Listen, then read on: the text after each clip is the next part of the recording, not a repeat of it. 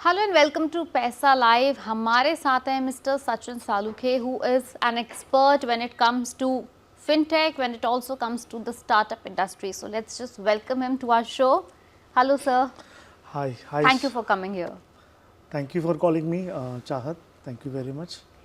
Sir आज हम बात करने वाले हैं the much talked about issue पे जो चल रहा है। आई वुड नॉट से इट इशू, मतलब it's the trend which is RBI's digital currency CBDC। मतलब डू यू थिंक कि ये इंडिया में फ्यूचर हो सकता है, द फ्यूचर ऑफ पेमेंट, बहुत बड़ा ट्रांजिशन आने वाला है? Do you see this going in that phase और डू यू सी इट के might not work at all?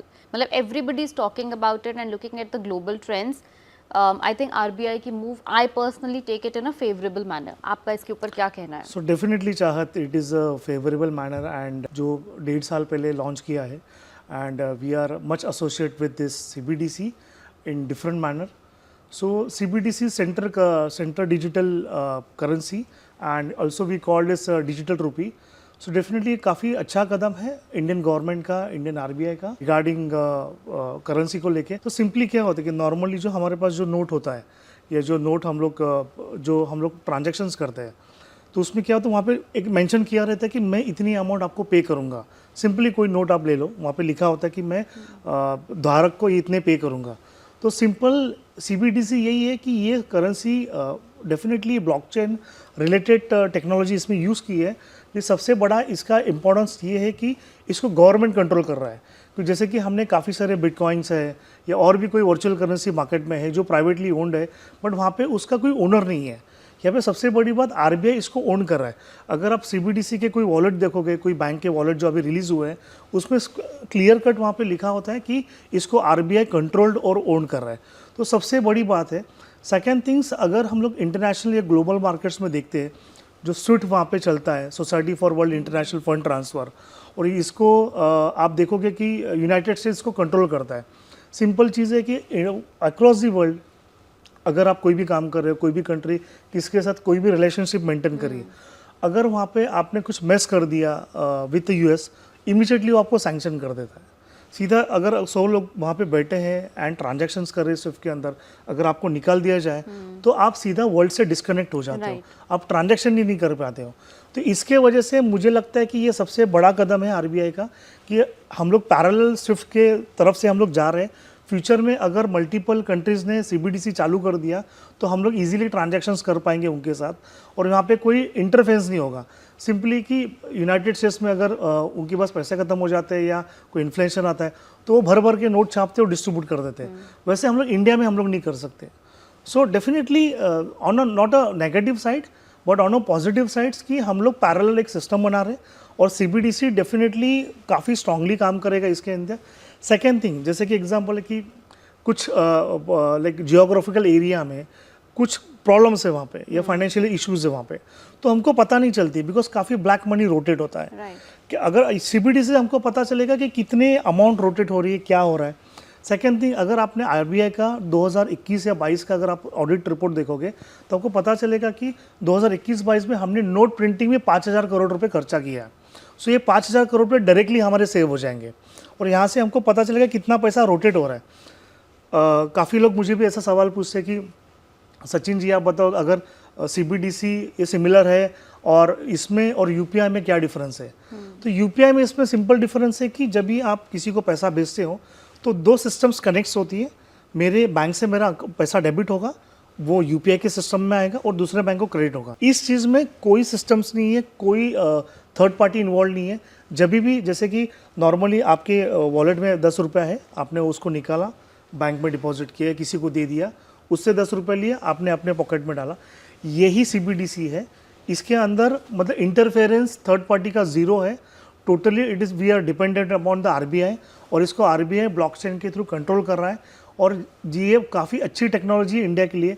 In future आप बताओ कि जैसे कि इंटरनेशनल मनी रेमिटेंस होता है, ग्लोबल रेमिटेंस काफ़ी सारे प्लेटफॉर्म है, उसकी हमको कोई ज़रूरत नहीं भारत को फ्यूचर में।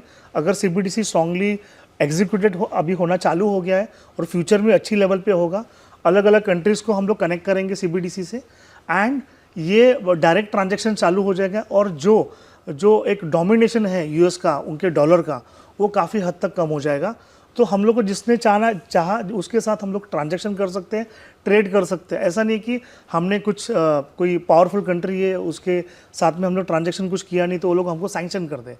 और चाहत मुझे आपको बताना चाहता हूँ कि मैं 2009 से 2013 तक मैंने ओफैक में काम किया है, office for foreign assets and control. It's federal reserve body and वहाँ पे हम लोग काफ़ी देशों को सैंक्शन करते थे। तो सैंक्शन की इंपॉर्टेंस अभी आपको समझ में है, जैसे कि यूक्रेन और रशिया का भी वॉर हो गया, इमीडिएटली यूएस ने एक भी मतलब वॉर तो हुआ यूक्रेन और रशिया का, बट यूनाइटेड स्टेट्स ने एक भी गोली नहीं चला के मतलब रशिया को काफ़ी तकलीफ दी है वहाँ पे, मतलब काफ़ी चीज़ों में ब्लॉक कर दिया। सिंपली जब भी आपको सैंक्शंस लगते हैं आपके ऊपर, आप इंटरनेशनल स्विफ्ट मनी ट्रांसफर से बाहर हो जाते हो, स्विफ्ट नेटवर्क से आप बाहर हो जाते हो, आप ना ही कोई कंट्री को पैसा दे सकते हो ना किसी कंट्री से पैसा ले सकते हो। सो यू मीन टू से कि अगर हमारा CBDC स्टैब्लिश हो जाता है, वेल एस्टैब्लिश, और उस तरह से काम कर सकता है, तो it is going to be equivalent to swift. Equivalent to swift, yes, and 100% state it is equivalent to swift and इसका बड़ा नेटवर्क बन जाएगा। Also, Indian government convincing another countries, many countries to make a platform like a CBDC जैसे हमारा UPI या बाकी countries में काम कर रहा है, वैसे CBDC भी काम करे, जरूर काम करेगा। बट कितना समय लगेगा इसे सब होने में? 2022 में इसका एक ट्रायल लॉन्च हुआ था। 2023 नवंबर में हमने पहला होलसेल ट्रायल चालू किया, देन 2024 में हमने इसका रिटेल ट्रायल चालू किया।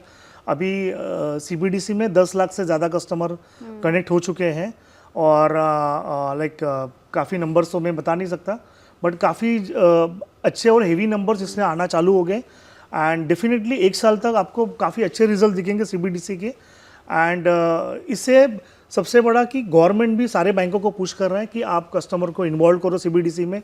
अगेन CBDC के फ्यूचर में CBDC के QR कोड भी आ रहे हैं, उसके सिस्टम्स भी आ रहे हैं, और सबसे बड़ी बात जैसे कि यूपीआई में छोटे मोटे जो साइबर क्राइम होते हैं, छोटे मोटे जो फ्रॉड होते हैं, उसके रिलेटेड ये काफ़ी अच्छी चीज़ CBDC में आई है।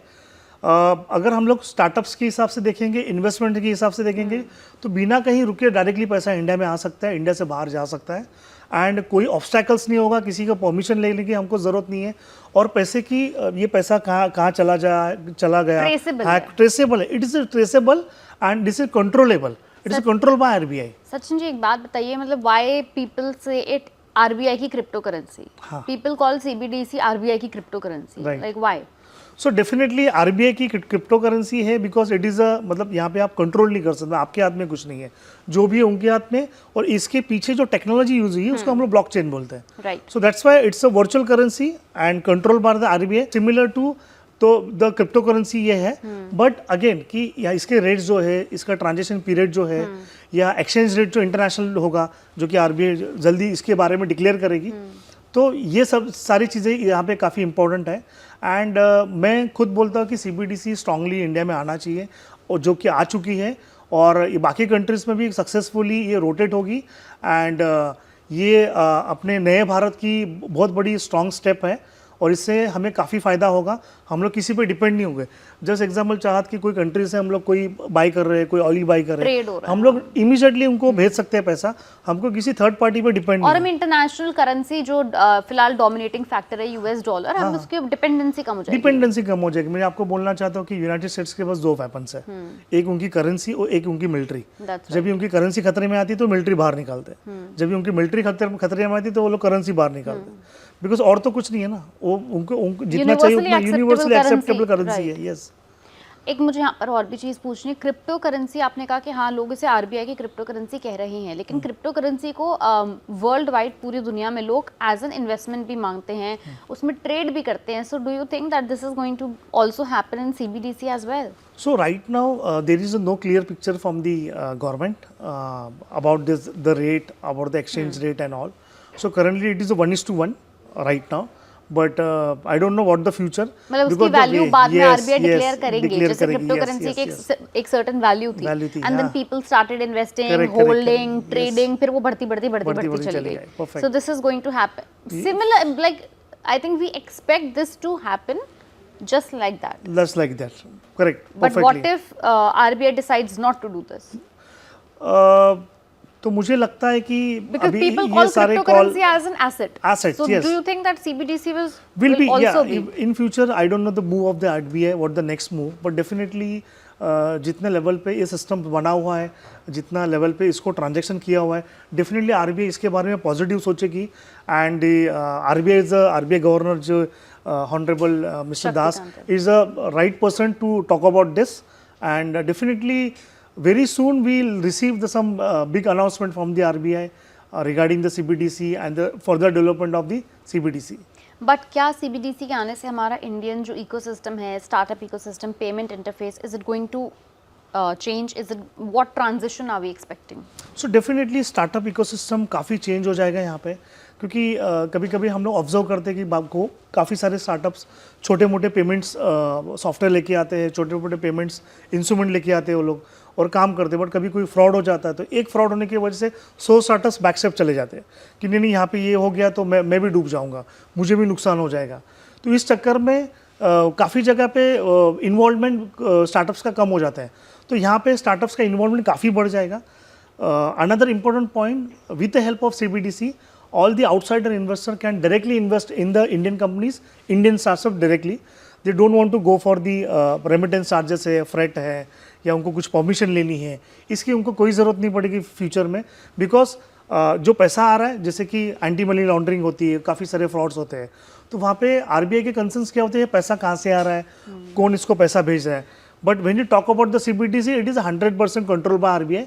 So it is a very easy to all the startup to receive the fund from the outside, take the investment from the outside.